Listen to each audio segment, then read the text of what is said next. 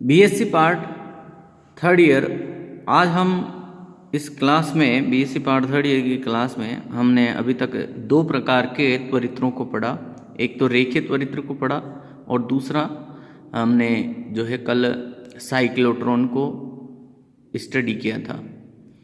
तो हमने साइक्लोट्रॉन में देखा था कि वो केवल जो है बाहरी पार्टिकल यानी कि जैसे प्रोटॉन है, अल्फा पार्टिकल है, इसके अलावा जो न्यूट्रॉन है उन्हीं को वो त्वरित कर सकता है। जो हल्के पार्टिकल हैं उन हल्के पार्टिकलों जैसे इलेक्ट्रॉन है, इलेक्ट्रॉन के अलावा अन्य जो हल्के पार्टिकल हैं इन हल्के पार्टिकल्स को जो साइक्लोट्रॉन है साइक्लोट्रॉन के माध्यम से त्वरित नहीं किया जा सकता। तो साइक्लोट्रॉन तो केवल जो है बाहरी पार्टिकलों अल्फा है, प्रोटॉन है, धन आयन है, इनको क्या करता है, त्वरित करता है। तो अब जो हल्के पार्टिकल हैं जैसे इलेक्ट्रॉन है, तो इलेक्ट्रॉन को किसके द्वारा त्वरित किया जाए, तो उसकी युक्ति होती है बीटाट्रॉन। तो बीटाट्रॉन यानी कि इलेक्ट्रॉन त्वरित्र। तो बीटाट्रॉन को हम क्या कहते हैं, इलेक्ट्रॉन त्वरित्र भी कहते हैं। बीटाट्रॉन के माध्यम से हम इलेक्ट्रॉनों को त्वरित कर सकते हैं। तो जो बीटाट्रॉन है बीटाट्रॉन के माध्यम से हम जो है इलेक्ट्रॉनों को त्वरित कर सकते हैं। बीटाट्रॉन के लिए दो कंडीशंस यहाँ अप्लाई रहती है कि इसमें एक तो मैग्नेटिक फील्ड, जो चुंबकीय क्षेत्र है वो चुंबकीय क्षेत्र भी वो परिवर्तित चुंबकीय क्षेत्र रहता है, ठीक है। और जो विद्युत क्षेत्र है उसका मान 0 होता है। तो यहाँ जो चुंबकीय क्षेत्र है वो तो परिवर्तित चुंबकीय क्षेत्र होता है। किस प्रकार का रहता है, परिवर्तित चुंबकीय क्षेत्र, परिवर्तित चुंबकीय क्षेत्र, ठीक है। और जो विद्युत क्षेत्र है वो कितना होता है, 0 होता है। तो साइक्लोट्रॉन द्वारा हल्के आयनों जैसे इलेक्ट्रॉन को उच्च ऊर्जा तक त्वरित नहीं किया जा सकता है। तो इलेक्ट्रॉन आदि को जो है उच्च ऊर्जा तक त्वरित नहीं कर सकते, क्योंकि वेग में वृद्धि होने से द्रव्यमान में भी वृद्धि होती है। तो हमने देखा था ही कि जैसे जैसे वेग बढ़ेगा वैसे वैसे जो है द्रव्यमान में वृद्धि होती है।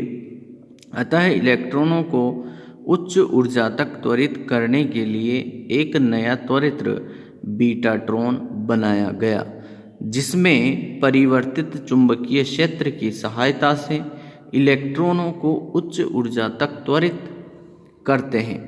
यह जो बीटाट्रॉन है विद्युत चुंबकीय प्रेरण के सिद्धांत पर कार्य करता है। कभी कभी जो है एग्जाम में जो विद्युत चुंबकीय प्रेरण के सिद्धांत की जगह ट्रांसफार्मर का सिद्धांत भी आता है। तो हम जानते हैं कि जो ट्रांसफार्मर है वो विद्युत चुंबकीय प्रेरण के सिद्धांत पर ही वर्क करता है।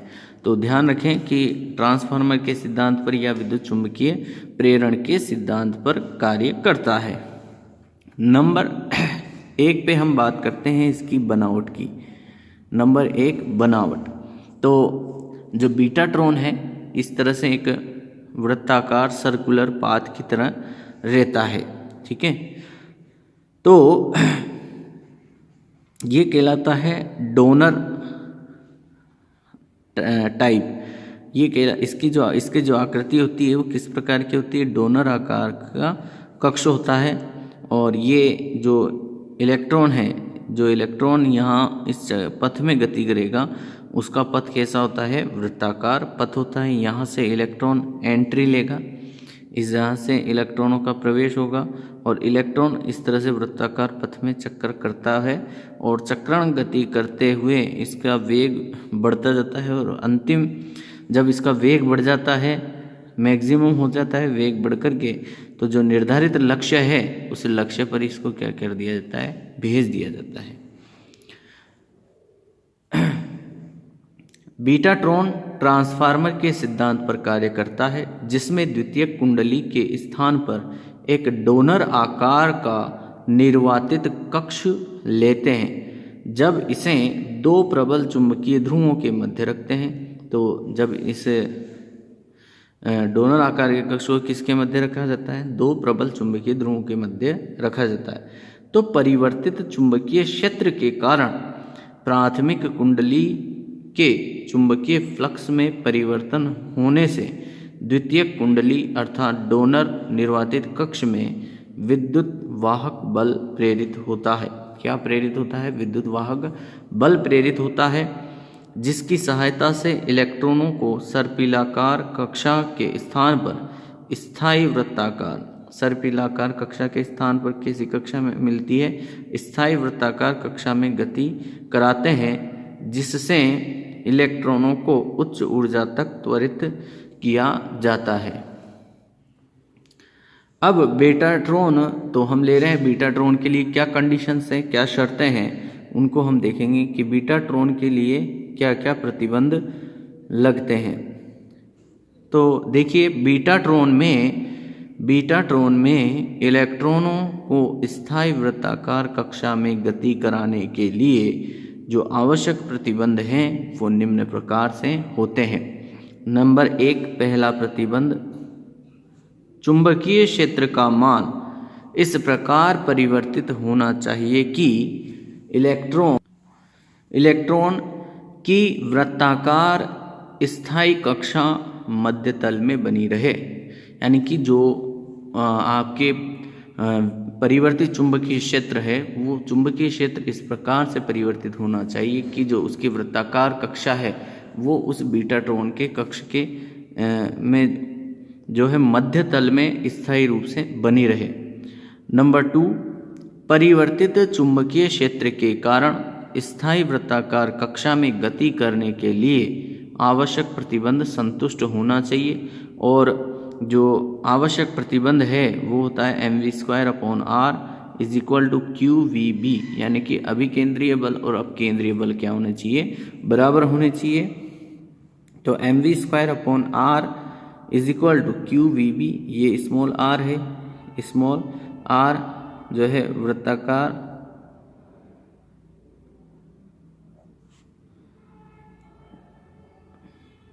पथ की त्रिज्या,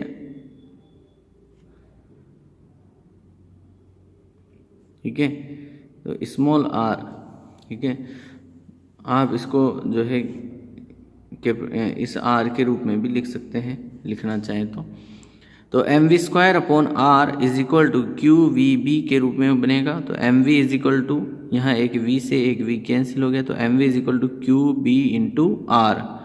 तो mv p यानी कि संवेग, तो संवेग कितना होगा? qbr के रूप में। ये क्वेश्चन नंबर 1। बीटाट्रॉन की प्राथमिक कुंडली में, बीटाट्रॉन की जो प्राइमरी कुंडली है, प्राइमरी कुंडली में चुंबकीय फ्लक्स में परिवर्तन के कारण डोनर आकार के निर्वातित कक्ष में एक विद्युत वाहक बल क्या होता है? प्रेरित होता है। यानी कि विद्युत वाहक बल का बल प्रेरित होता है फ्लक्स में परिवर्तन होने से। तो विद्युत वाहक बल E के रूप में है। तो विद्युत वाहक बल E हमारे पास यहाँ EF के रूप में विद्युत वाहक बल तैयार होता है। इलेक्ट्रोमैग्नेटिक फील्ड जनरेट होता है, प्रेरित विद्युत वाहक तैयार होता है, = इसका मान होता है -d∅/dt के रूप में। और फाई क्या है? Magnetic flux. तो फाई जो मैग्नेटिक फ्लक्स है इसमें परिवर्तन की दर को d∅/dt के रूप में हम व्यक्त करते हैं। तो ये माइनस का d∅/dt हम मान करके चल रहे हैं कि डोनर आकार के कक्ष में इलेक्ट्रॉन द्वारा किया गया कुल कार्य अर्थात ऊर्जा में परिवर्तन, तो कार्य बराबर जो उसकी ऊर्जा में परिवर्तन है उसे हम डेल्टा U के द्वारा ले रहे हैं। तो delta U = Q × V। V यहाँ वोल्टेज है। तो कार्य बराबर जो Q है इलेक्ट्रॉन का आवेश वो E, और V जो है यहाँ उत्पन्न वोल्ट था, तो वोल्ट था इसके बराबर होगी। तो EF, यहाँ हमने जो प्रेरित विद्युत वाहक बल उत्पन्न हो रहा है वोल्टेज के रूप में, उसे हमने यहाँ रख दिया है। तो यहाँ जो कार्य है इलेक्ट्रॉन द्वारा कुल किया गया, इलेक्ट्रॉन द्वारा जो है किया गया कार्य, अर्थात ये जो चुंबकीय फील्ड है इसमें परिवर्तन के विरुद्ध इसको कार्य करना पड़ता है, इसलिए यहाँ माइनस का चिन्ह आता है, क्योंकि यह इस इलेक्ट्रॉन द्वारा जो कार्य वर्क किया जा रहा है वो इस में जो आवेश विद्युत वाहक बल उत्पन्न हो रहा है उसके विरुद्ध ये कार्य करता है। इस कारण यहाँ माइनस का चिन्ह आएगा और ये माइनस, और यहाँ d∅/dt की जब वैल्यू रखेंगे तो उसका माइनस जो है मल्टीप्लाई होकर क्या होगा, हमारे पास प्लस बनेगा।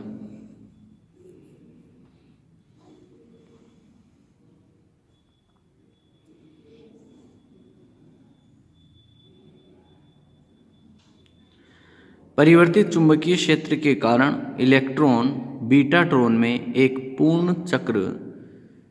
चक्र पूर्ण करने में 2πr कितनी दूरी तय करता है, एक वृत्ताकार पथ में वो 2πr दूरी तय करता है, जिससे उसकी ऊर्जा अधिकतम हो जाती है, यानी कि उसकी ऊर्जा का अधिकतम मान जब वो एक पूर्ण चक्र करता है तो उसकी ऊर्जा में क्या होती है, वृद्धि होती है। अतः उस अधिकतम ऊर्जा की स्थिति में जो किया गया कार्य है वो हम ले रहे हैं W', और कार्य बराबर बल इंटू विस्थापन, तो F vector dot D vector, तो W' is equal to F vector को मैं dp/dt के रूप में लिख सकता हूँ, और जो पथ है उसमें तय की गई दूरी कितनी होगी, 2πr। तो dp/dt is equal to dp/dt की वैल्यू हम इक्वेशन फर्स्ट से चलें तो ये रही इक्वेशन फर्स्ट। तो यहाँ से यदि मैं dp/dt की वैल्यू फाइंड आउट करता हूँ तो dp/dt मेरे को मिलेगा QR dB/dt के रूप में। तो यहाँ मेरे पास इस तरह से dp/dt QR dB/dt के रूप में मिलता है। तो यहाँ से मैं dp/dt इज इक्वल टू क्या हो गया मेरे पास, आवेश Q के रूप में क्या है मेरे पास, इलेक्ट्रॉन, तो E उसका आवेश हो गया, इलेक्ट्रॉन का आवेश R dB/dt। तो यहाँ वैल्यूज रखें तो W' इज इक्वल टू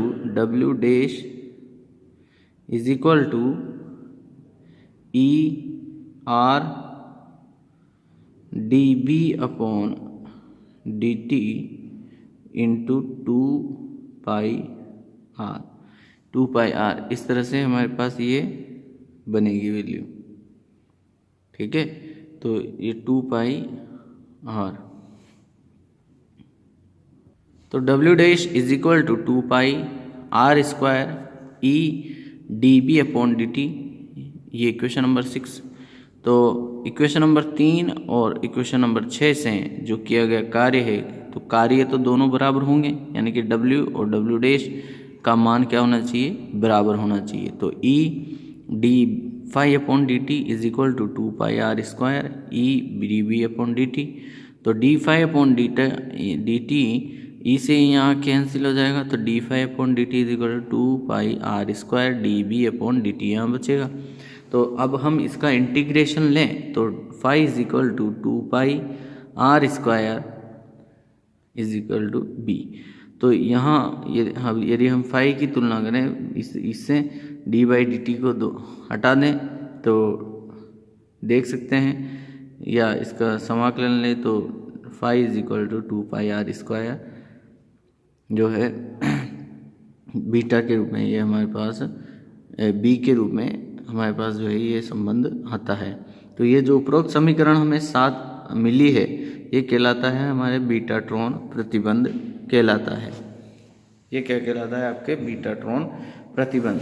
तो phi इज इक्वल टू, ध्यान रखें, phi is equal to 2πr² b के रूप में हमारे पास बीटाट्रॉन संबंध आता है।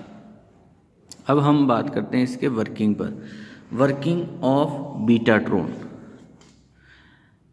बीटाट्रॉन में चुंबकीय क्षेत्र का मान परिवर्तित होता है। जब चुंबकीय क्षेत्र शून्य हो तो इस स्थिति में इलेक्ट्रॉन को बीटाट्रॉन में प्रवेश कराते हैं।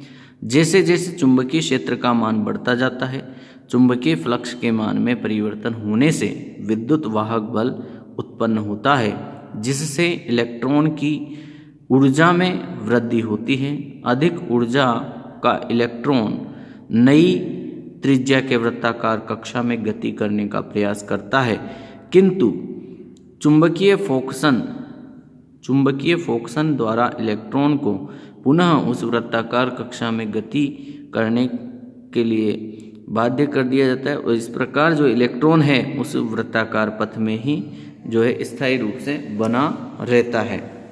तो यहाँ से भी प्रश्न बनता है कि जो चुंबकीय क्षेत्र लगाया जाता है तो चुंबकीय क्षेत्र का क्या कार्य होता है। तो चुंबकीय क्षेत्र लगाने से क्या होता है कि जो चुंबकीय फोकसन है, चुंबकीय फोकसन के माध्यम से जो इलेक्ट्रॉन है वो अपनी यदि वृत्ताकार पथ को छोड़ने लगता है तो चुंबकीय फोकसन के द्वारा जो है वापस उसे उस स्थायी पथ में बनाए रखा जाता है। अब यहाँ देखिए, इस वक्र से हम देख सकते हैं कि इलेक्ट्रॉन को प्रवेश कराया तब जो है चुंबकीय क्षेत्र का मान कितना था, 0। चुंबकीय क्षेत्र जैसे जैसे बढ़ा रहे हैं उस इलेक्ट्रॉन की जो ऊर्जा है, इलेक्ट्रॉन की जो ऊर्जा है वो बढ़ती जाएगी, ठीक है। और जब उसकी ऊर्जा बढ़कर के मैक्सिमम हो जाती है, उसका बढ़ जाती है और उसका जो वेग है वो प्रकाश के वेग के बराबर हो जाता है, तो उसे फिर क्या करा दिया जाता है, एग्जिट करा दिया जाता है। बीटाट्रॉन में T बराबर T/4 पर इलेक्ट्रॉन का अधिकतम वेग प्रकाश के वेग के बराबर होता है, यानी कि T/4 पर जो उसका अधिकतम वेग है प्रकाश के वेग के तुल्य हो जाता है,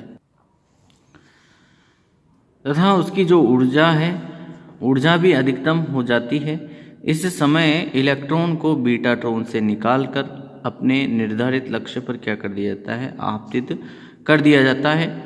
T/4 पर इलेक्ट्रॉन की ऊर्जा अधिकतम हो जाती है।